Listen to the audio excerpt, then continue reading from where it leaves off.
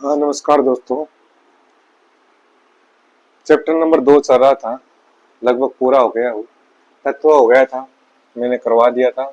यौगिक भी करवा दिए है। अब एक छोटा सा टॉपिक है मिश्रण।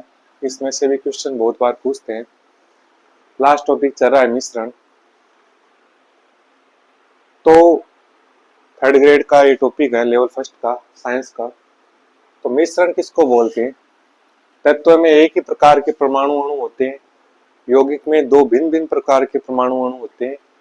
और मिश्रण में क्या होते हैं? दो भिन्न भिन्न प्रकार के तत्व या यौगिक आपस में मिलकर मिश्रण बनाते हैं। मिश्रण, मिक्सचर बोलते हैं जिसको। मिश्रण से नाम से स्पष्ट है कि कोई मिश्रण है, मतलब दो या दो से अधिक तत्व या यौगिक मिलकर, दो या दो से अधिक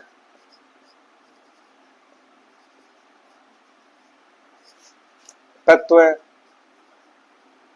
ये तत्व या यौगिक। यौगिक मैंने बताया था, जैसे जल है, H2 है, वो यौगिक है। तत्व या यौगिक मिलकर क्या बनाते हैं? मिश्रण बनाते हैं। जैसे एग्जांपल में बताऊं, जैसे वायु है। वायु मिश्रण है। वायु में कई गैसें होती है, एक ही नहीं होती। केवल ऑक्सीजन ही नहीं होती, नाइट्रोजन भी होती है, अक्रिय गैस आर्गन भी होती है, ऑक्सीजन भी होती है, कार्बन डाइऑक्साइड भी होती है। तो ये क्या है? वायु क्या है? मिश्रण। एग्जाम में बहुत बार आया हुआ भी ये क्वेश्चन कि निम्न में से मिश्रण है। तो H2O जल दे देगा, ऑक्सीजन दे देगा, एक वायु दे देगा, ऐसे दे देगा। तो मिश्रण क्या है? वायु क्या है? मिश्रण है, ध्यान रखना। तो वायु में देखो मिश्रण क्यों है? इसमें नाइट्रोजन गैस होती है, ऑक्सीजन गैस होती है, कार्बन डाइऑक्साइड गैस होती है, ऑर्गन गैस होती है, कई सारी गैसों का मिश्रण होता है वायु। इसलिए वायु क्या है? मिश्रण है। अब ये दो प्रकार के होते हैं मिश्रण, ध्यान रखना। मिश्रण कितने प्रकार के होते हैं? दो प्रकार के होते हैं।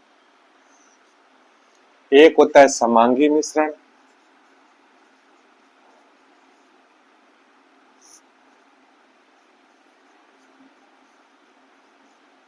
एक होते हैं विषमांगी मिश्रण।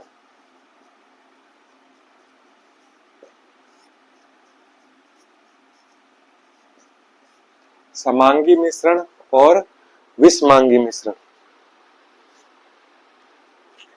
अब समांगी में देखो, समांगी मतलब समान, विषमांगी मतलब विषम, अलग अलग। यदि कोई मिश्रण है,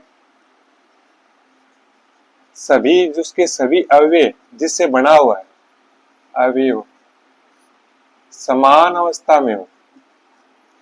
जैसे कोई भी मिश्रण है, आपने कई चीजें मिला दी और उसके अवयव है वो समान है, मतलब दो गैसें हैं या दो द्रव्य है, तो दोनों ही द्रव्य है।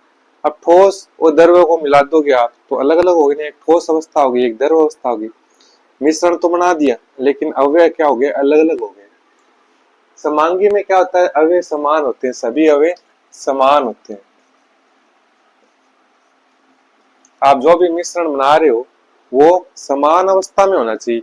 या तो ठोस होने चाहिए सभी, या सभी द्रव्य होने चाहिए, या सभी गैस होने चाहिए। ऐसे नहीं ठोस द्रव्य गैस तीनों को मिला के मिश्रण बना दिया वो समांगी, वो फिर विषमांगी हो जाएगा, क्योंकि तीनों की अवस्थाएं अलग अलग है। एक ठोस है, एक द्रव्य है और एक गैस है। तो समांगी मिश्रण में क्या हो जाएगा? एग्जाम्पल माने तो इसके क्या मानो, जैसे वायु है, पहला एग्जाम्पल ले लो। वायु में क्या होती है? ये देखो, ये भी गैस है, ये भी गैस है, ये भी गैस है, ये भी गैस है। तो सभी क्या समान अवस्था में? सभी गैस की अवस्था है, तो इसलिए ये समांगी मिश्रण हो गया वायु। और यदि एग्जाम्पल बात करें तो क्या आ जाएगा? विलयन।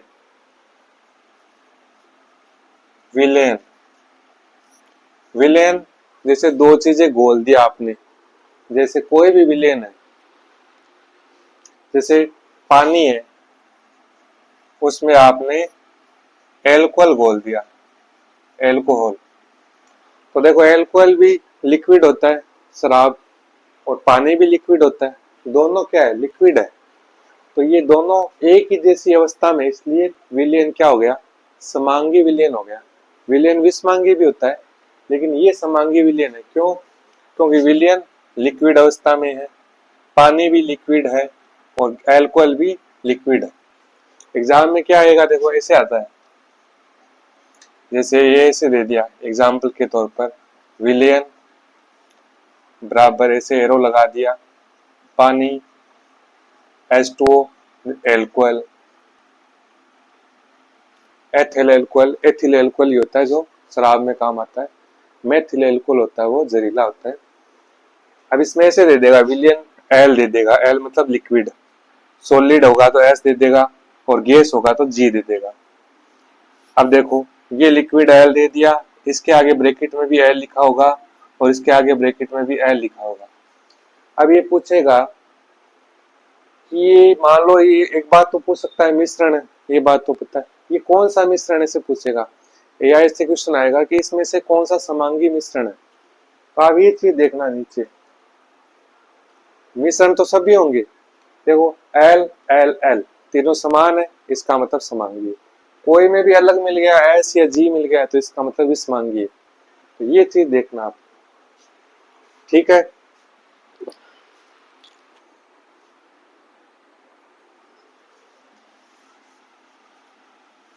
अब आते हैं विषमांगी मिश्रण पर।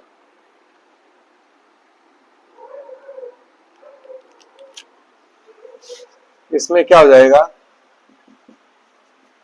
सभी अवस्था, सभी अवयव वो भिन्न भिन्न अवस्था में होते हैं।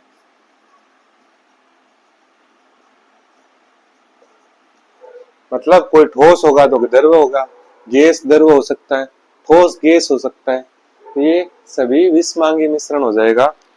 जैसे एग्जाम्पल में आपको समझ में आ जाएगा, जैसे समुद्री जल, समुद्री जल में देखो कैसे विषमांगी मिश्रण कैसे हुआ समुद्री जल। तो जल तो क्या है, लिक्विड है, और नमक क्या है, ठोस है, सॉलिड है। तो सॉलिड और लिक्विड दो चीज अलग अलग अवस्था में है ना, ये सॉलिड और लिक्विड अवस्था में, ये सॉलिड अवस्था में, इसको घोला गया तब जल समुद्री जल बना है। तो दोनों अलग अलग अवस्था है, इसलिए क्या हो गया, विषमांगी मिश्रण हो गया।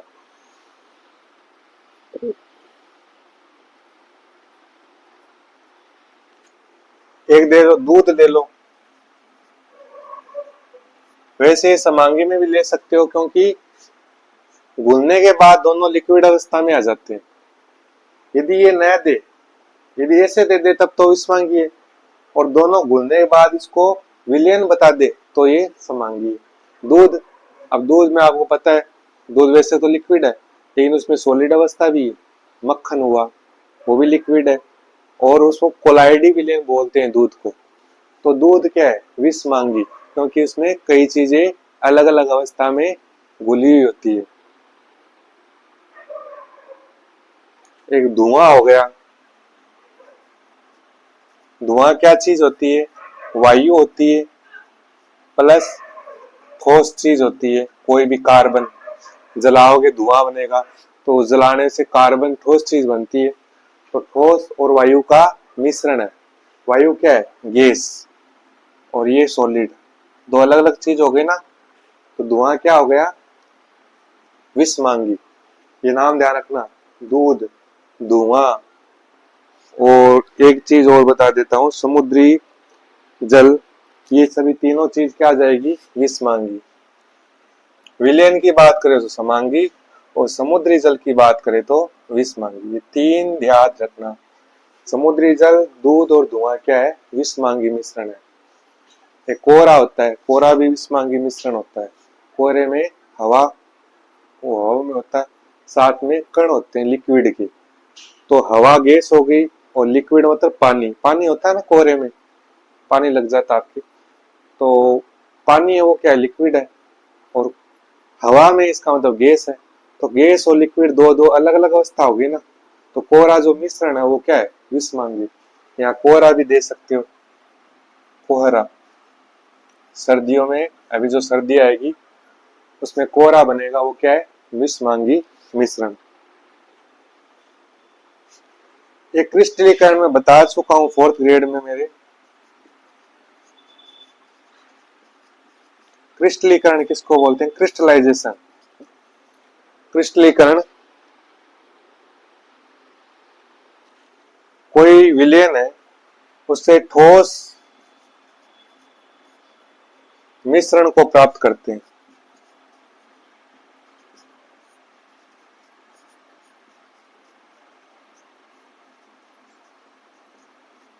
जैसे क्रिस्टल मतलब छोटे छोटे टुकड़े, ठोस टुकड़े, कण।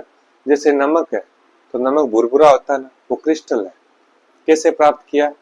समुद्र का पानी लिया, गर्म किया, पानी भाप बन गया, नमक बन गया, क्रिस्टल बन गए, कण बन गए ना नमक के, वो क्या है? क्रिस्टल है।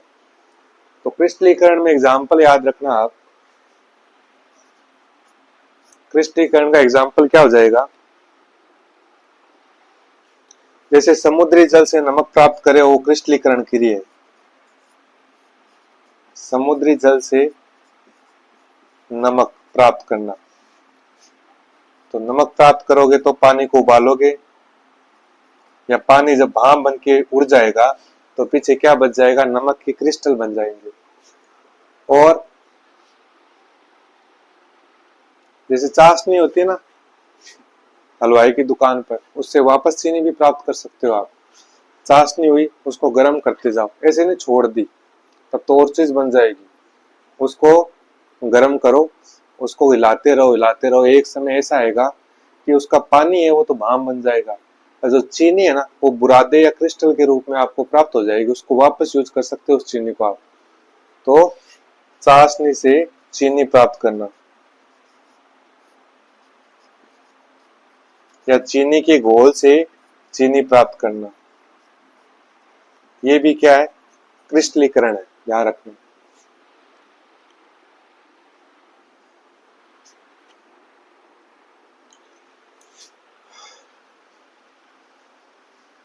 एक नाम आता आसवन।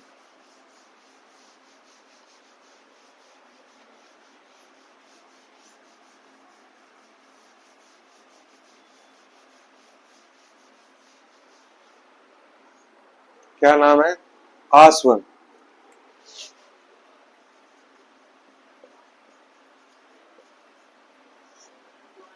आसवन नाम आपको सुनने में मिलेगा बार बार में।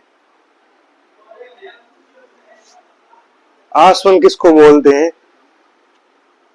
जब कोई दो द्रव्य घुले हुए हैं,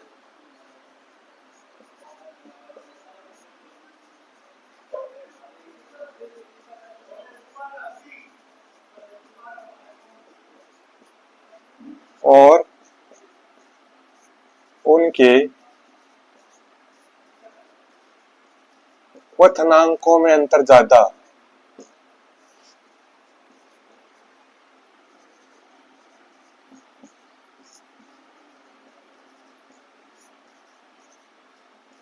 हो, उसको बोलते हैं आसवन। इसका मतलब क्या वाला है इनका? जैसे मैंने शराब को पानी में घोल दिया, अब मैं कहूं कि अब शराब को अलग करो, तो कैसे करोगे? चीनी को तो बता दिया, अब उसको उबालोगे तो भाप, वो शराब की भी भाप बन जाएगी, तो उसको अलग कैसे करोगे? दोनों ही लिक्विड अवस्था में। मान लो चीनी घुली हुई है पानी में, तब तो आप उबालोगे तो पानी भाप बन के उड़ जाएगा, चीनी प्राप्त कर लोगे। लेकिन मैंने शराब मिला दी है पानी में, घुल जाती है, दोनों लिक्विड है, एकदम से घुल जाती है। अब आप उसको गर्म करोगे तो दोनों ही भाप बन जाएंगे। लेकिन अब उसको मैं कहूँ अलग अलग करोगे तो क्या करोगे? उसमें काम आता आसवन। जैसे पेट्रोल है, पेट्रोल खुला हुआ है, उसमें अशुद्धियां घुली हुई है, तो उसको अलग करना पड़ता है। तो उसको अलग करने के लिए जब दो लिक्विड हो, दो द्रव हो, और उनका उबलने का बिंदु अलग अलग हो, तो आप अलग कर सकते हो। जैसे पानी शराब में घोल दी, ऐसे मान लो कि वैसे शराब पहले क्वथनांक ज्यादा जल्दी होती है, लेकिन एग्जाम्पल बता रहा हूँ। मान लो पानी जल्दी 100 डिग्री पर उबल जाता है, और जो शराब है उसको भाप बनने के लिए 200 डिग्री चाहिए, मान लो। तो आप क्या करोगे? गर्म करोगे तो 100 डिग्री पर पानी तो उड़ जाएगा, अब 100 पर शराब भाप नहीं बनेगी तो शराब बच जाएगी। क्वथनांकों में अंतर है उबलने का, तब आप उसको अलग कर सकते हो। इसको बोलते हैं आसवन। जब दो द्रव्य के क्वथनांक उबलने का बिंदु होता है, उसमें यदि अंतर ज्यादा हो तब ही आप ये विधि काम में ले सकते हैं। यदि एक जैसा जैसे 100 परी शराब भाप भर रही है, 100 परी पानी भाप भर रहा है, तब आप उसको अलग कैसे करोगे? 100 डिग्री गर्म करोगे, इतने में दोनों ही भाप बन के उड़ जाएंगे, फिर बचेगा क्या? इसलिए आप यदि इनके दो द्रव्यों के क्वथनांकों में अंतर ज्यादा है तो ही ये विधि काम में ले सकते हो। इस विधि का नाम क्या है? आसवन विधि है।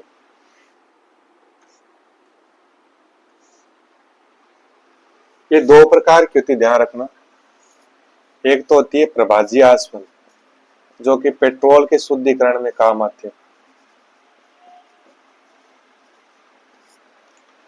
प्रभाजी आसवन। और दूसरी है भाप आसवन। भाप आसवन।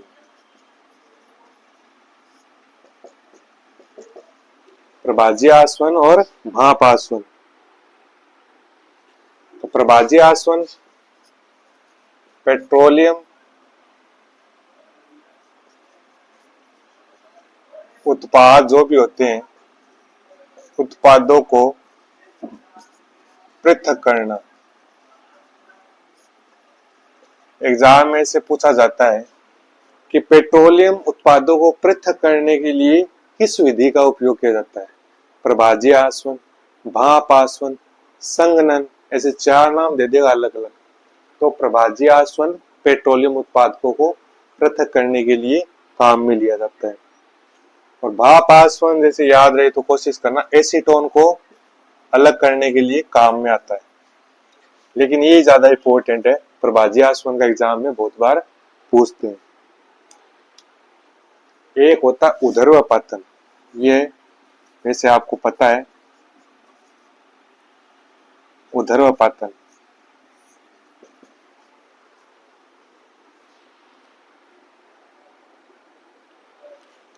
यदि कोई पदार्थ ठोस अवस्था में और यदि आप उसको गर्म करोगे, गर्म करने का निशान है त्रिभुज का, ये एग्जाम में बहुत बार पूछते हैं। ऊर्ध्वपातन क्या है? ठोस अवस्था से सीधी गैसीय अवस्था आ जाती है।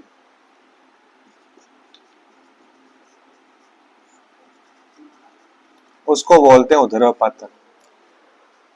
अब बर्फ है, उसको गर्म किया, पानी बना, पानी से गैस बनी, 3 अवस्थाई क्रम से, ठोस, द्रव, गैस। लेकिन सभी पदार्थ ऐसे नहीं होते। कुछ नाम बताऊंगा, उसको गर्म करोगे तो वो लिक्विड नहीं बनेंगे, सीधे गर्म करते ही ठोस से गैस बन जाएंगे। उसको बोलते हैं ऊर्ध्वपातन।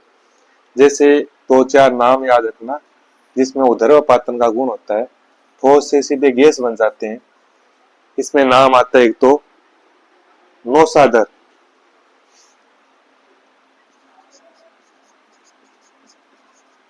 नौसादर, इसका फॉर्मूला आता है NH4Cl। NH4Cl नौसादर होता है, वो ऊर्ध्वपातन शो करता है। एक कपूर, घरों में आप कपूर जानते ही हो, जलाते भी हो, आजकल पूजा पाठ करते हैं, जलाया, आप लाते हो ठोस, सीधा गैस बन गया जलने पर, पानी थोड़ी बनता है उसका। तो ये ऊर्ध्वपातन है।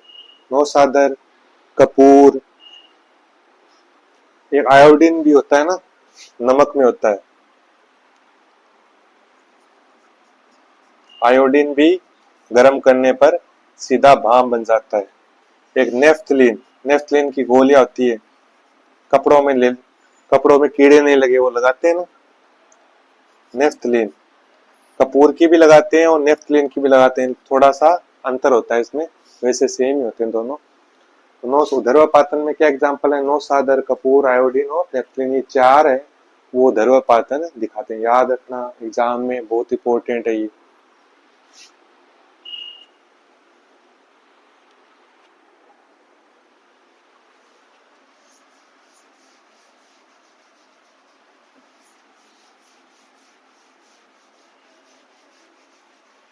ये जो एग्जाम में इंपॉर्टेंट वो बता रहा हूँ, एग्जाम में पक्का आएंगे आपके, सामने। वैसे तो बहुत चीजें हैं, लेकिन जो मेन मेन चीजें हैं वही आती है इसमें। ऐसे तो आप पूरा ही नहीं होगा आपका सिलेबस। एक आता है अपकेंद्रण।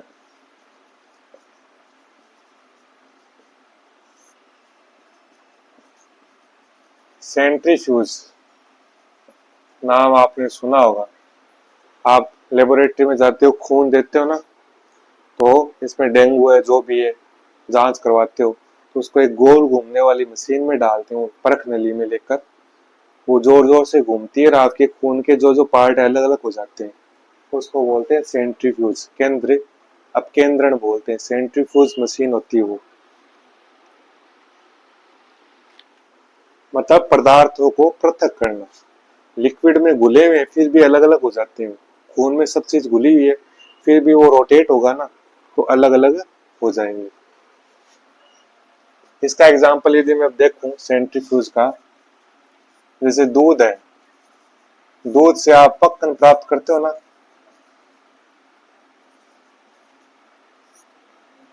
दूध से मक्खन प्राप्त करना, वो मशीन होती है ना गोल गोल घूमने वाली, ऊपर डालते हैं, या आप मथने से घूम करते थे पहले पुराने समय में। तो उससे क्या होता था, बार बार ऐसे घुमाते थे ना गोल गोल, इससे क्या होता था, दूध से क्या हुआ, मक्खन प्राप्त हो गया। सेंट्रीफ्यूज कर रहे हो आप, गोल गोल घुमा रहे हो उसको। दूध से मक्खन प्राप्त करना सेंट्रीफ्यूज है।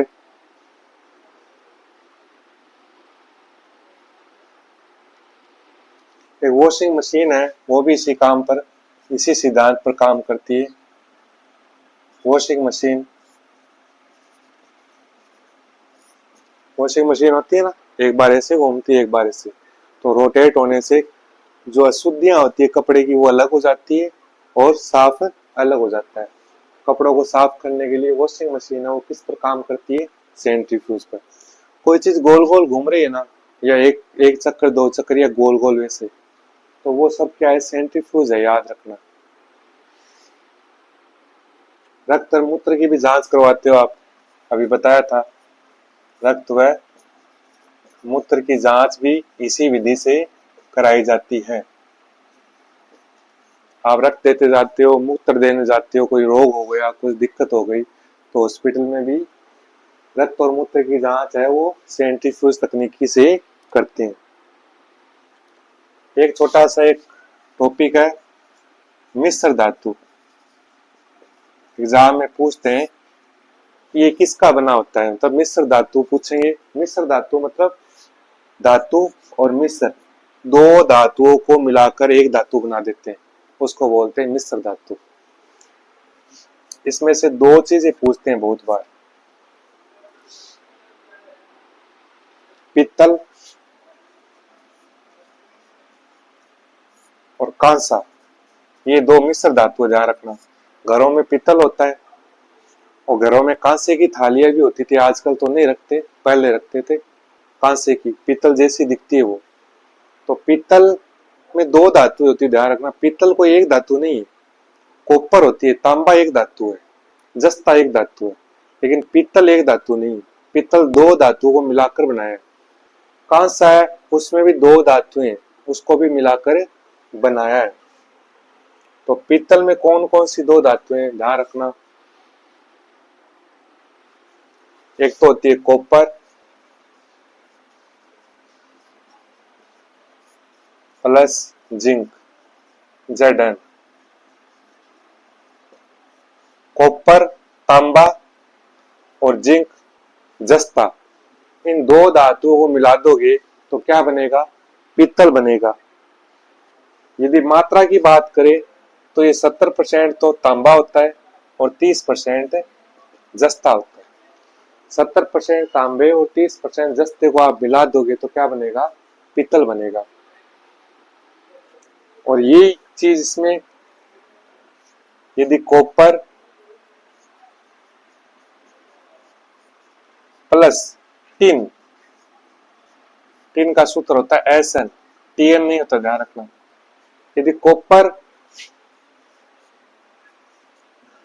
और टिन को मिला दोगे तो क्या बनेगा, कांसा बनेगा। इसमें कॉपर कितना होता है, 88% होता है, और 12% क्या होता है, टिन होता है। अब एग्जाम में कैसे पूछेंगे कि पीतल मिश्र धातु किन दो धातुओं के मिश्रण से बनी हुई है, ऐसे ऑप्शन दे देगा, copper plus zinc, copper plus tin, तांबा प्लस जस्ता, ऐसे कई नाम दे देगा। तो आपको ध्यान रखना, कॉपर जिंक मिलकर पीतल बनता है, कॉपर और टिन मिलकर कांसा बनता है।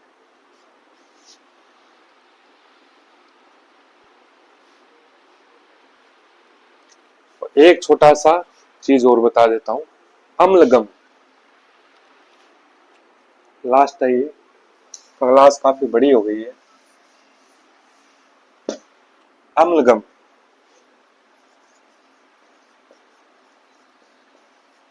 ऐसी मिश्र धातु से जुड़ा हुआ है। ऐसी मिश्र धातु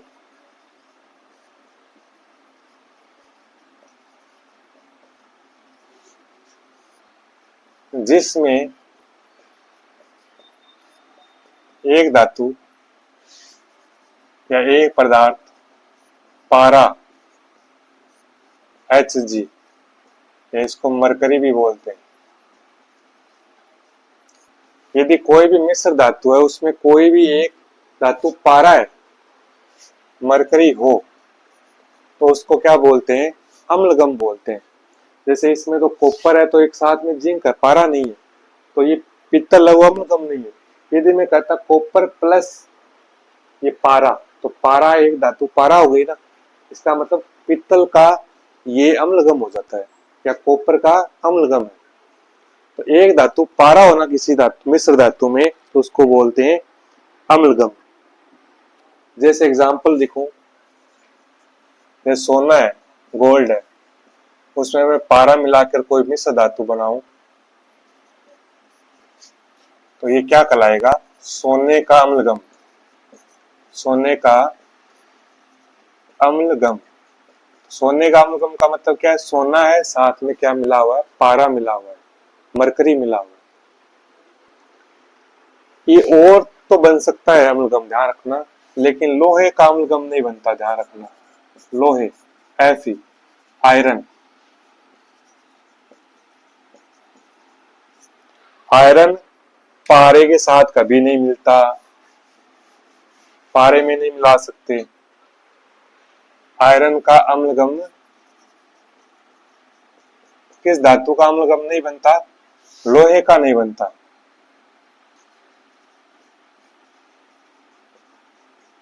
इसलिए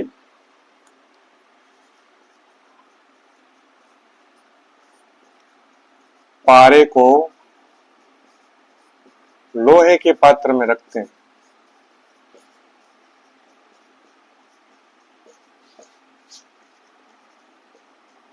यदि और किसी धातु के साथ रखोगे तो ये अम्लगम बना लेगा, इसलिए पारे को लोहे के पात्र में रख देते हैं ताकि लोहे से रिएक्शन ना हो, लोहे का अम्लगम नहीं बना सकता, इसलिए इसको लोहे के पात्र में रखते हैं। इसमें से 3-4 क्वेश्चन बन रहे, किस धातु का अम्लगम नहीं बन सकता, मतलब पारा किस धातु के जोड़ नहीं सकता लोहे के साथ। सोने के अम्लगम का मतलब क्या है, सोना है साथ में पारा है। और अम्लगम का मतलब क्या होता है, ऐसी मिश्र धातु जिसमें एक धातु क्या हो, पारा हो। अब ये आपका दूसरा चैप्टर लेवल फर्स्ट साइंस का कंप्लीट हो गया, तत्व यौगिक और मिश्रण। नेक्स्ट वीडियो में मैं इसके एमसीक्यू डाल दूंगा ताकि आपको रिवीजन, इसको एक बार पढ़ लीजिए, फिर आप एमसीक्यू करने में इजी रहे। एमसीक्यू की जो पीडीएफ है वो मैं आपको टेलीग्राम चैनल में, मेरा टेलीग्राम चैनल है मेरे डिस्क्रिप्शन में है, उसमें डाला हुआ टेलीग्राम चैनल लिंक, उसमें डाल दूंगा ताकि आपको एग्जाम में जाते समय कोई प्रॉब्लम ना, उसका रिवीजन करके चले जाए। और आगे भी जो नेक्स्ट क्लासें हैं उसके लिए आप चैनल को सब्सक्राइब कर लीजिए ताकि मेरे जो भी नए वीडियो आएंगे वो आपके सामने अपने आप आ जाएंगे और आप उसको टाइम टू टाइम पढ़ते जाना। 1 महीने पहले ही सिलेबस कंप्लीट हो जाएगा, फिर आपकी लास्ट में 1 महीने में 2-3 मैराथन क्लास हो जाएगी ताकि आपका रिवीजन हो जाए साइंस का, आपको अलग से टाइम देना न पड़े। Thank you.